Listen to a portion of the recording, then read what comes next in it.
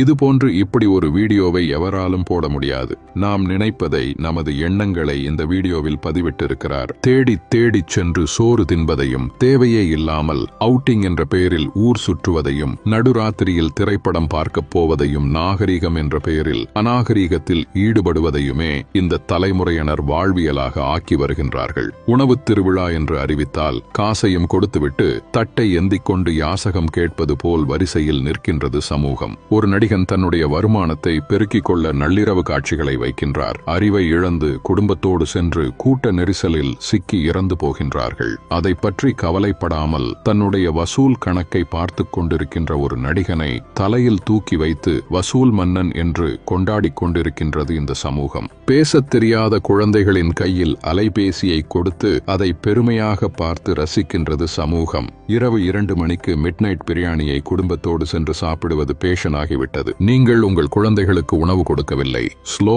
Poison கொடுக்கின்றீர்கள். உங்கள் தலைமுறையை மலடாக்குவதற்கு மருந்து கொடுத்துக் கொண்டிருக்கிறீர்கள். பிள்ளையை பெற்ற பெற்றோர்களே நம்மில் பலர் பிள்ளைகளை உருவாக்கவில்லை. நிறைய வருமானம் கொடுக்கும் ஜெர்சி மாடுகளை உருவாக்கி கொண்டிருக்கிறோம். உங்களில் எத்தனை பேரின் பிள்ளைகளுக்கு அறிமுகம் இல்லாத ஒரு மனிதரிடம் 10 நிமிடம் உரையாடத் தெரியும்? சொல்லிக் கொடுத்திருக்கின்றீர்களா? இனி சொல்லிக் கொடுங்கள். உங்களில் எத்தனை பேரின் பிள்ளைகளுக்கு தன்னம்பிக்கைக்கும் தலைக்கணத்திற்கும் உள்ள வேறுபாடு தெரியும்? சொல்லிக் கொடுத்திருக்கின்றீர்களா?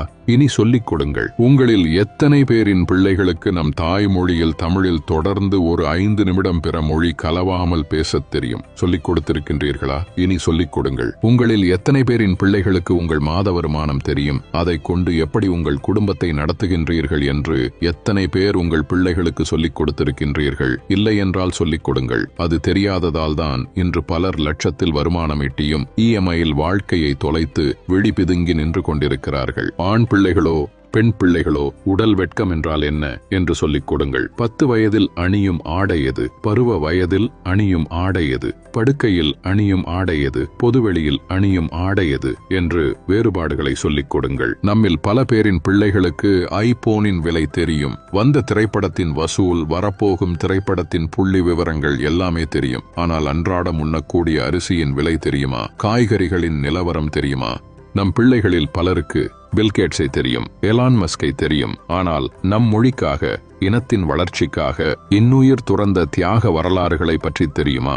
நம் மண்ணின் தியாக வரலாறுகளை நம் பிள்ளைகளுக்கு சொல்லிக் கொடுங்கள். எப்பொழுதுமே உறவுகளை எதிரிகளாக மட்டுமே கட்டமைத்து அவர்களின் மூளைகளில் ஏற்றிவிடாதீர்கள். உறவுகளை ஒதுக்கத் தொடங்குங்கள் என்று அவர்களுக்கு நீங்கள் சொல்லிக் கொடுத்து விட்டால் அவர்கள் வளர்ந்து விட்ட பிறகு அவர்கள் ஒதுக்குகின்ற முதலாவது நபர் நீங்களாகத்தான் இருப்பீர்கள். வாழ்க்கை என்பது வெறும் கேளிக்கையும் வேடிக்கையும் பணம் ஈட்டுவதும் ஆடம்பரமும் மட்டுமல்ல. அது மன நிறைவாக வாழ்வது. அது எப்படி என்று குழந்தைகளுக்கு கற்றுக் கொடுங்கள். இந்த மனித சமுதாயத்திற்கு பெற்றோர்களாகிய நீங்கள் செய்யக்கூடிய மிகப்பெரிய கடமையே உங்கள் பிள்ளைகளை அறம் சார்ந்த பிள்ளைகளாக, அறிவார்ந்த பிள்ளைகளாக உருவாக்குவதுதான். அறிவு என்பது படித்து தெரிந்து கொள்வது அல்ல, ஏடுகளிலிருந்து நாம் அறிந்து கொள்வதல்ல.